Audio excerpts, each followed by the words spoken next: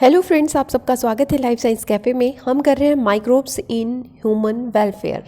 ठीक है, microbes in human welfare के जो मल्टीपल चॉइस क्वेश्चंस हैं हम उनको स्टार्ट कर रहे हैं। Question number 1 is which of the following bacteria convert milk into curd. बहुत ज़्यादा कॉमन है और बहुत क्वेश्चंस इस पे आते हैं कि जो मिल्क को कर्ड में बदलता है वो बैक्टीरिया कौन सा है। तो लैक्टोबैसिलस है। अगर आपको याद नहीं है तो याद कर लो, ठीक है।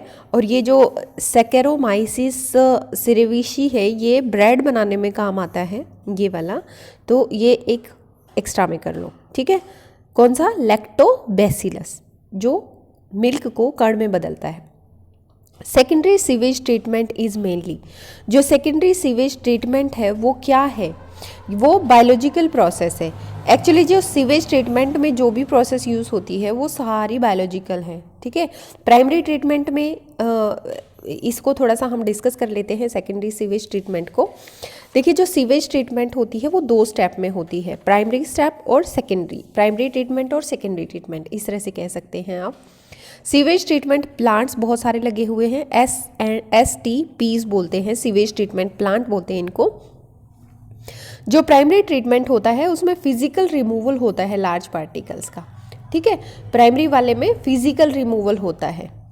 और जो सेकेंडरी ट्रीटमेंट होता है उसमें जो माइक्रोब्स होते हैं, एरोबिक माइक्रोब्स होते हैं, वो ऑक्सीजन उसमें से पास करते हैं और बायोलॉजिकल जो ऑक्सीजन की डिमांड है वो उनकी बढ़ जाती है जब ज़्यादा उसमें, बहुत ज़्यादा उसमें गंद पड़ा होता है तो, ठीक है। तो ये मास ऑफ बैक्टीरिया जो एक्यूमुलेट करता है बहुत ज़्यादा अमाउंट में हो जाता है, उसको बोलते हैं फ्लॉक्स, FLOCS, ठीक है। इस तरह से क्वेश्चन भी आ सकते हैं कि अगर आपकी बायोलॉजिकल ऑक्सीजन डिमांड है तो इसका क्या मतलब है? इसका मतलब है कि बैक्टीरिया जो है वो ज़्यादा हो गए हैं, एरोबिक बैक्टीरिया, और उनको ऑक्सीजन की ज़्यादा ज़रूरत है, तो वो ज़्यादा इंडिकेट कर रहे हैं कि उसमें जो स्लज है वो ज़्यादा है।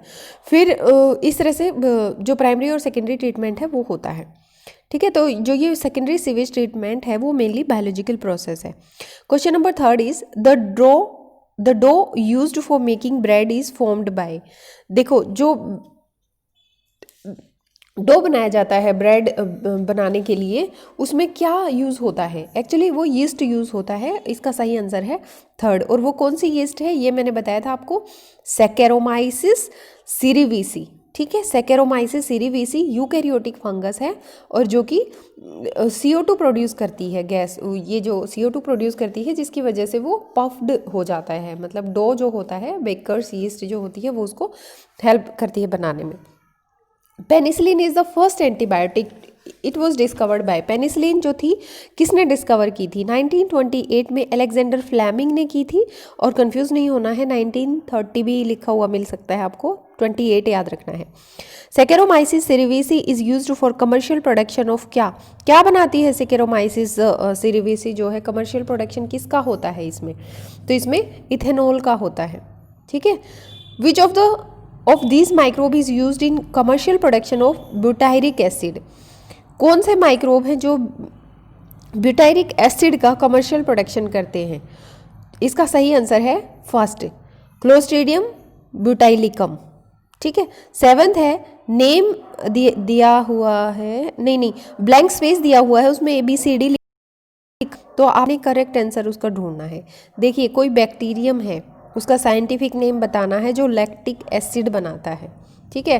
तो उसका लैक्टिक एसिड क्या होता है? लैक्टोबैसिलस होता है भाई। लैक्टिक एसिड तो दूध से बनता है ना, तो वो लैक्टोबैसिलस बनाता है। तो ए में आपका क्या आएगा? लैक्टोबैसिलस। फिर है एक फंगस है, उसका साइंटिफिक नेम बताना है आपको, वो साइक्लोस्पोरिन A बनाता है, ठीक है। जो कमर्शियल प्रोडक्ट उसका होता है साइक्लोस्पोरिन A है। तो वो क्या है? ट्राइकोडर्मा पॉलीस्पोरम है। C है, आपको ये बताना है, मोनास्कस परप्यूरियस है, ये साइंटिफिक नेम है। अब आपने बताना है ये कि माइक्रोब्स कौन सा है, एल्गी है, फंजाई है, यीस्ट है, क्या है? तो ये एक यीस्ट है, मोनास्कस, ठीक है। जो उसका कमर्शियल प्रोडक्ट है वो है स्टेटिन्स। इस तरह से भी क्वेश्चन आ सकते हैं। एक फंगस है जिसका नाम है पेनिसिलियम नोटेटम, तो उसका कमर्शियल प्रोडक्ट क्या होगा?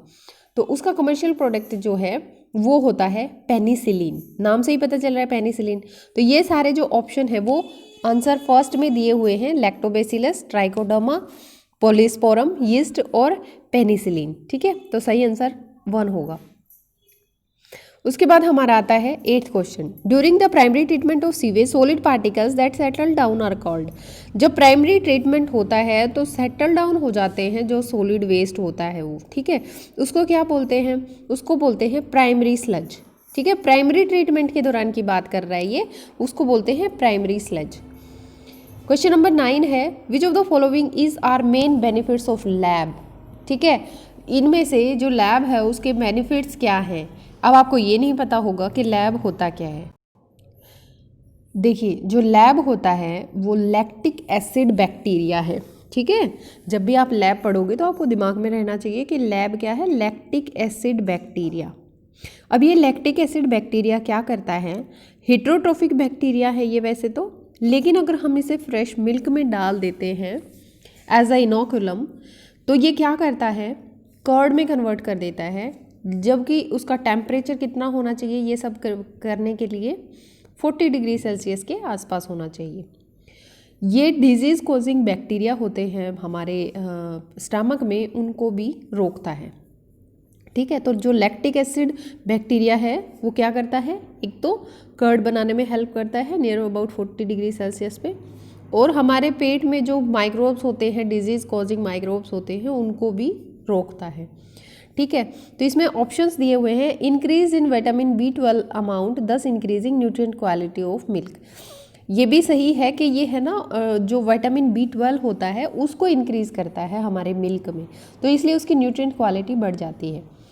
अब disease causing, checks on disease causing microbe in stomach, हमारे पेट में जो डिजीज़ कॉजिंग माइक्रोब्स होते हैं उनको भी चेक करता है। तो सही आंसर क्या होना चाहिए इसके अकॉर्डिंग? तो 3rd होना चाहिए सही आंसर, है ना, क्योंकि हमें पता है कि दोनों चीज़ें सही हैं। वो विटामिन B12 को भी इंक्रीज़ करता है और हमारे माइक्रोब्स की ग्रोथ को भी रोकता है जो हमें नुकसान कर सकते हैं।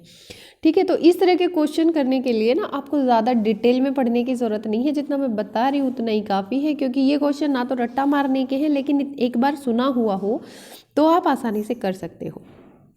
क्वेश्चन नंबर 10 है, select the correct statement from following. कुछ स्टेटमेंट दी हुई है, उनमें से सही वाली आपको बतानी है। Activated sludge sediments in settlement tank of sewage treatment plant is rich source of aerobic bacteria. ठीक है, जो ये होते हैं एरोबिक बैक्टीरिया होते हैं, उसके बाद ही एक्टिवेटेड वो जो है बनता है activated sludge. Biogas is produced by activity of an aerobic bacteria. नहीं, बायोगैस एनारोबिक बैक्टीरिया से बनती है, तो ये गलत है। Methanobacterium is an aerobic bacterium found in rumen of cattle. ये गलत है, ये एरोबिक बैक्टीरिया नहीं होता। Biogas commonly called gobar gas is pure methane. ये प्योर मीथेन नहीं होती बायोगैस जो है, गोबर गैस तो कह सकते हैं इसको, लेकिन प्योर मीथेन नहीं होती। तो इसका सही आंसर जो है वो फर्स्ट होगा। इस वीडियो में सिर्फ इतना ही। Thank you for watching life science cafe. पढ़ते रहिए, आगे बढ़ते रहिए। आसमान बहुत ऊंचा है, उड़ानें बहुत ऊंची भरनी है अपने, तो उसके लिए मेहनत करनी पड़ेगी, और वो मेहनत जो शोर नहीं करती लेकिन वो फल मिलेगा तो ज़रूर शोर होगा। Thank you for watching.